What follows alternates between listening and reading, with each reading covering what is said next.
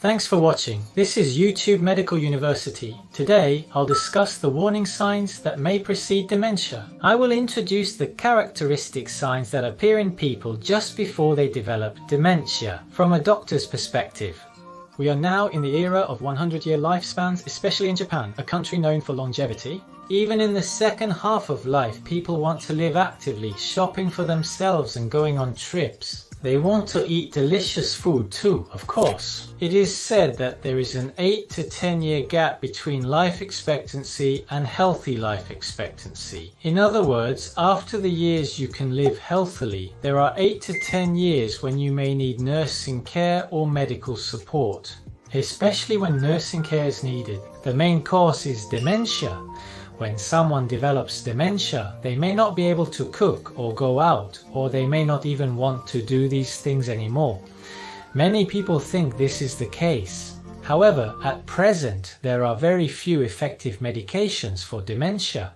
Even if you use medication after developing dementia, the most you can expect is to delay the progression of dementia a little. That's about the extent of the effect. In reality, becoming demented, if you are in a state called mild cognitive impairment, which comes just before dementia, it is said that early detection can make it possible to return to normal cognitive function or at least prevent progression to dementia. This time, we're going to talk about mild cognitive impairment, which is an alphabet acronym with 3 letters, so it might be a little hard to understand. What exactly is this? Also, how can we detect mild cognitive impairment? I'll explain in an easy to understand way. So in this session, first I'll talk about what mild cognitive impairment is, then how to diagnose mild cognitive impairment, and finally I'll introduce some warning signs that appear just before dementia. In this channel, I'll be explaining from a doctor's perspective how you can stay healthy starting tomorrow. We regularly share easy to understand videos, so if you don't want to miss any new content, please subscribe to the channel if you like. Now, let's talk about how early detection can help lower the risk of dementia. I'll explain what mild cognitive impairment is. Please take a look. It's the stage between normal, healthy cognitive function and the decline that leads to dementia. Cognitive function gradually declines. The stage just before developing dementia is actually called mild cognitive impairment. In Japanese, it's referred to as mild cognitive impairment. The most common type of dementia, Alzheimer's type dementia, is said to be caused by the accumulation of amyloid beta and tau protein, which are waste products, in the brain. As a result, cognitive functions gradually decline, but the basis for diagnosing dementia is not just the accumulation of these substances, it's the noticeable decline in cognitive function. The term mild cognitive impairment was created to help detect this stage early, and it's now attracting attention. In fact, in 2015 it was said that among people aged 65 and older, about 1 in 5 had dementia. It's also said that about 1 in 5 people in this age group have mild cognitive impairment as well. So, if you think about it, that means about 2 out of 5 people aged 65 and older in Japan either have mild cognitive impairment or dementia. That means around 40% of people in this age group may have some degree of cognitive decline or dementia. It is said that if we can detect mild cognitive impairment at an early stage, we can prevent the progression to dementia or at least delay its onset. In Japan, many people die from cancer or vascular diseases, from illnesses or old age. By the time people reach their 80s or 90s, these are often the causes of death. However, if we can delay the onset of dementia, we can live out our natural lifespan. It may even be possible to avoid developing dementia altogether until the end of your life. Please take a look at this. Normally, if dementia does not develop, cognitive function gradually declines with age, but people can live out their lives without becoming demented. However, for those whose cognitive function declines more rapidly, if we can detect it early at the mild cognitive impairment stage, as shown here, it is possible to improve cognitive function or at least maintain the current level without further decline. In this way, the mild cognitive impairment stage is extremely important to avoid the risk of significant cognitive decline. This is why early detection and intervention are so crucial. In other words, this is a kind of turning point. In order to live independently for as long as possible in the latter half of life, preventing the need for nursing care, it is important to address the main causes that lead to such dependency. It is important to detect dementia early and work on prevention. Once dementia develops, it is difficult to improve the condition from that point. That is why early detection is so important. The key is to identify mild cognitive impairment or mild cognitive impairment as early as possible. If we can detect and prevent it at the mild cognitive impairment stage, there are many reports that cognitive function can improve or at least not decline any further. In the second part, we will explain in detail how to diagnose mild cognitive impairment and how to distinguish between normal forgetfulness, mild cognitive impairment, and the memory loss seen in dementia. If you are watching this video and are worried because you have been forgetting things more often lately, you don't need to be too concerned. There are clear differences between normal forgetfulness and the memory loss that occurs in dementia. Let me explain with some easy to understand examples. When it comes to the memory loss seen in dementia, it means that the entire memory itself has been completely lost. In contrast, with normal forgetfulness, it's often just a part of the memory that's missing. For example, you might not be able to remember what you ate for breakfast yesterday. In this case, you remember that you had breakfast, but you just can't recall what exactly you ate. Forgetting the exact taste or ingredients of a dish is common and a normal part of being forgetful. In such cases, you may wonder, what was it again? When asked, you didn't buy green onions, did you? You might suddenly recall, oh, that's right. With normal forgetfulness, you might forget what you ate yesterday, like green onion miso soup. But with dementia-induced forgetfulness, you completely lose the memory of having eaten it at all. In contrast to saying, I didn't eat breakfast yesterday morning, you end up saying something similar. When someone says, you ate breakfast yesterday, right? You had green onion pork rice bowl, right? You end up thinking, no, I didn't eat anything like that, and you completely forget about it. In some cases, there is a possibility of dementia. Also, as time goes by, if the forgetfulness is due to dementia, it will progress over 2 or 3 years, and people around you will notice that your cognitive function is declining and your forgetfulness is getting worse. On the other hand, if you are just worried about your own forgetfulness or normal forgetfulness, even after 5 or 6 years, the degree of forgetfulness doesn't really progress. So even for yourself, normal forgetfulness and forgetfulness due to dementia are different. I'm a foreigner, but I often get consultations from patients who are worried about recent forgetfulness. Most of the time, I answer that if you're worried about it like that, it's usually not a problem. In other words, people who are aware that they're forgetting things usually just have normal forgetfulness, and their memory itself is still working, so they don't really care about what they've forgotten. This is a characteristic of normal forgetfulness. On the other hand, in the case of people who have developed dementia, it's often their family who notices and becomes concerned, which is another characteristic of dementia.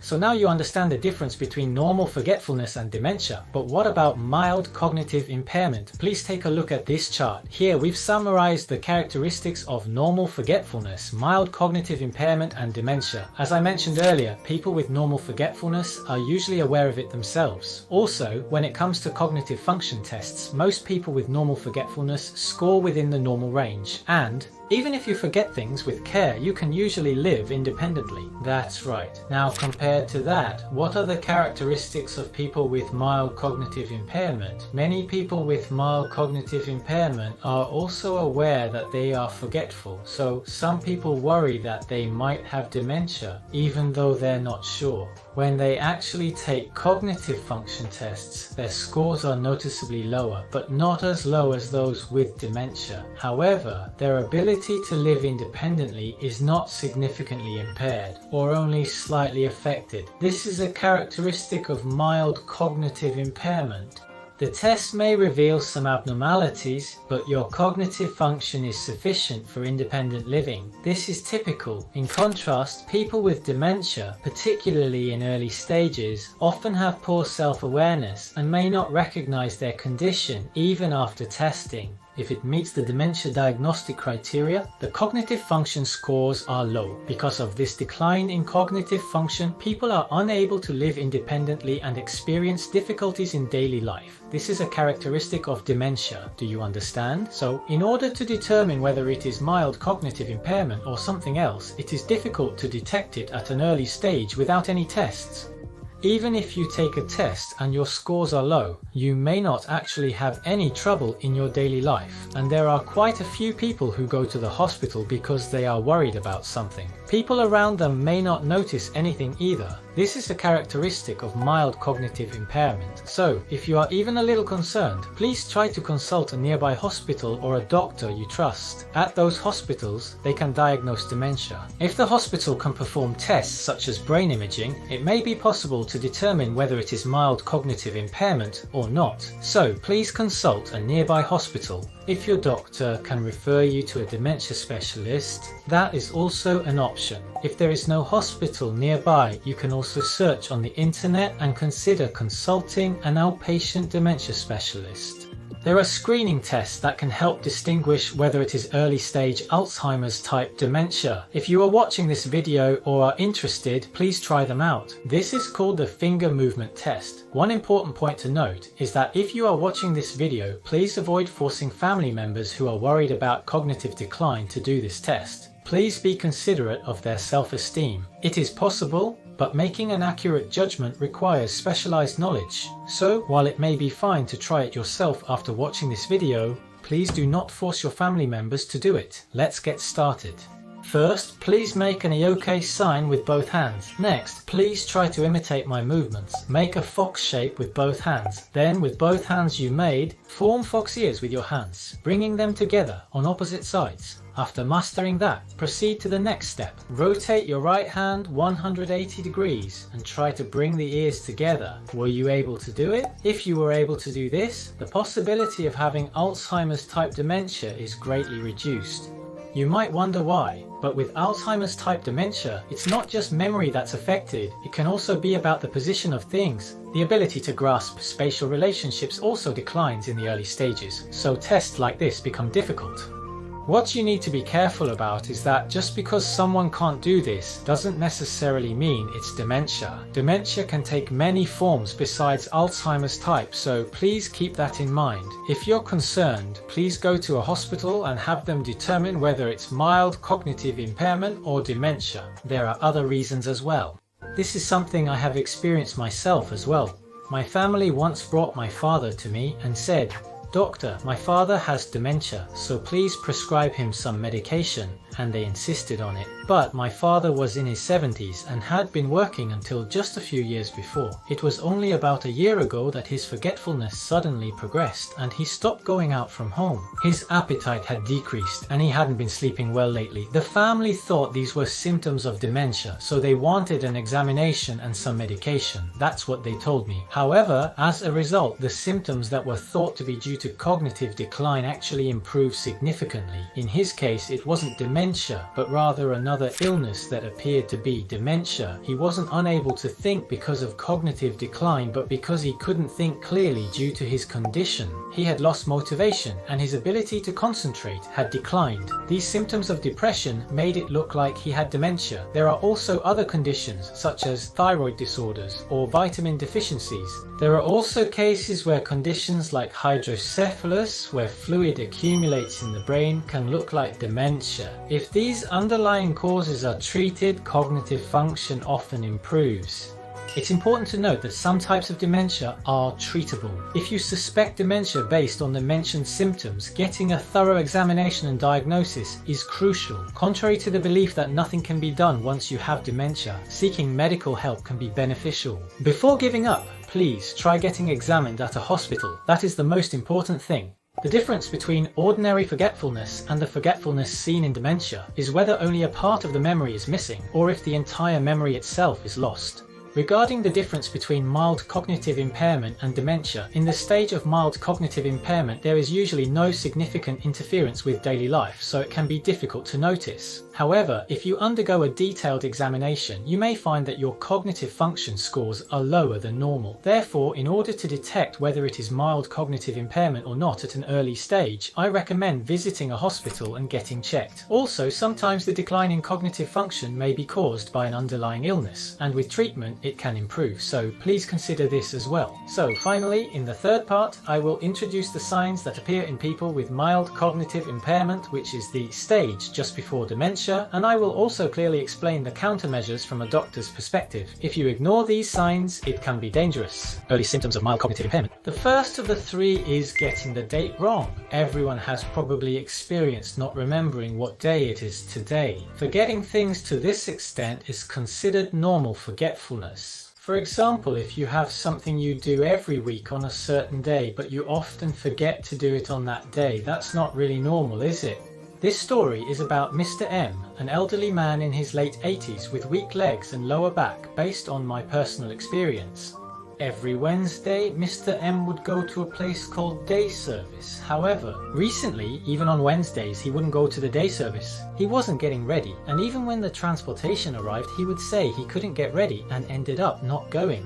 Her daughter, who lives nearby, came home from work and found her mother not going to the day service. She was worried, thinking, why isn't she going? Did she forget? And blamed herself. That's how it was. So forgetting the day service every Wednesday is something that could possibly be mild cognitive impairment. However, Miss M has no trouble going to the hospital by herself, and even during our conversation there was nothing that made me suspect dementia. Recently, Ms. M has been forgetting about the day service every Wednesday more often. What I want you to keep in mind when responding to this is that you should never blame the family for such forgetfulness. Ms. M herself is already worried about her forgetfulness at this stage, so please avoid blaming her in any way. If she becomes anxious about her dementia and loses confidence, getting scolded could worsen the situation. She may say, I don't want to go to the day service anymore, and miss out on crucial opportunities to go out and be with her family.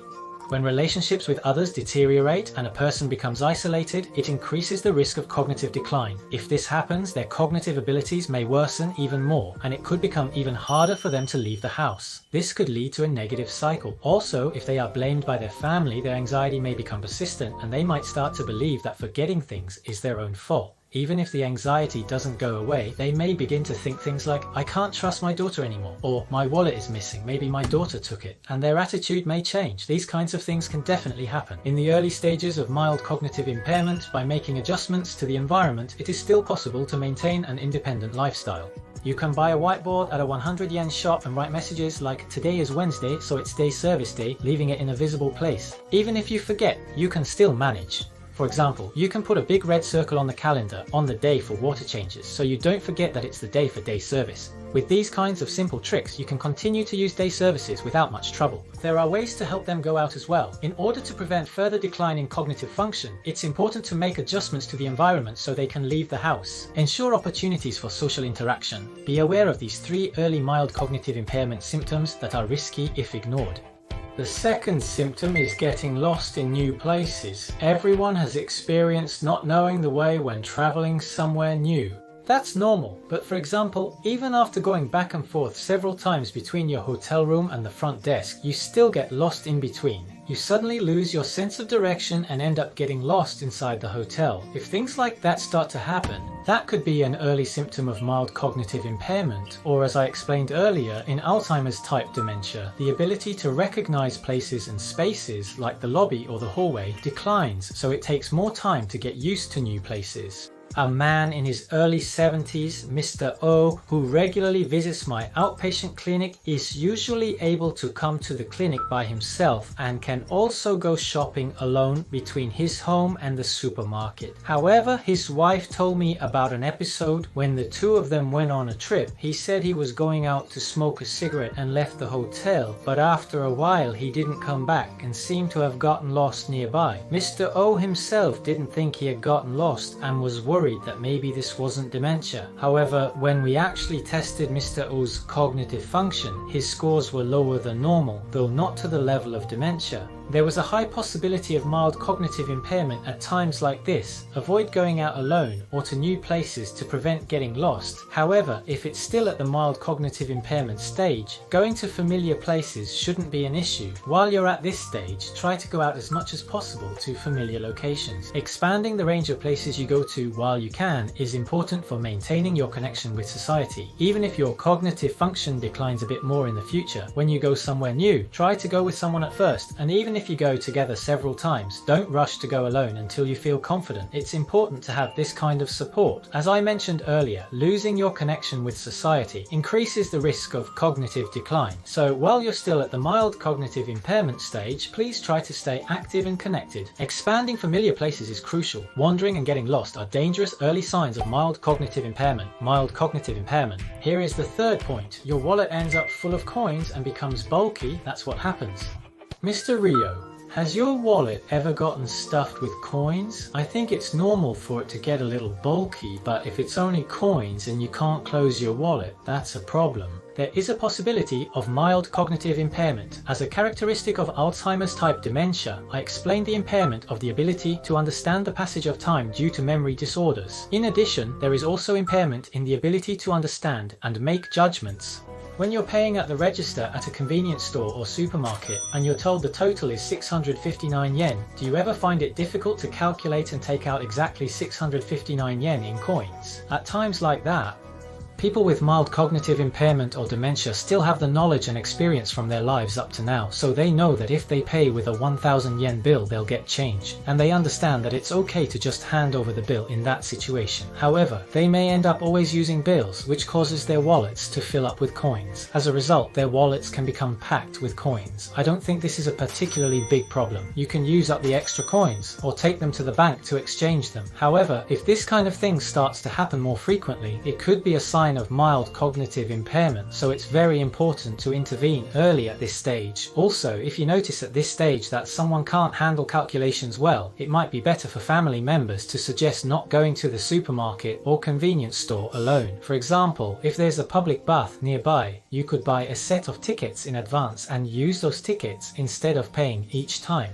At the supermarket, you could use a prepaid card and pay with the card instead of cash. At a cafe or other places you go regularly, you could use a prepaid card as well. You can also prepare the money beforehand and give it to them, saying, "Please pay from this." That's also an option. With a little ingenuity in the environment, even at the mild cognitive impairment stage, it's possible to continue living in society with peace of mind. I've posted videos about caring for people with dementia on YouTube in the past, so if you're interested, please take a look there. It's important to maintain connections with society when mild cognitive impairment is detected early, and that's something anyone can do with a little awareness. Some people may wonder what kind of countermeasures there are, or if there are any at all. To put it simply, there are definitely risks associated with dementia. Social isolation is one of them.